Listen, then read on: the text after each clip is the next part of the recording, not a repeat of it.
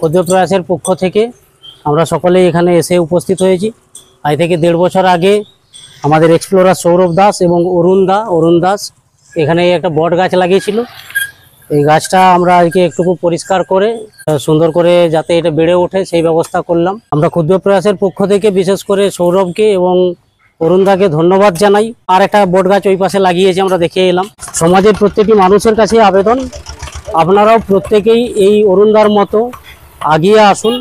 নিজ দায়িত্বে কমপক্ষে 5টি করে প্রতি বছর গাছ লাগান এবং গাছগুলিকে যত্ন করে রাখুন যাতে সেগুলো বেঁচে থাকে, সেগুলো যাতে বড় হয়ে ওঠে।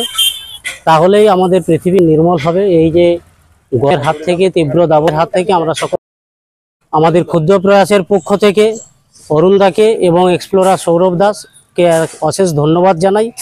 আমাদের পক্ষ থেকে অরুণদাকে একটু মিষ্টিমুখ আমরা করাতে চাই।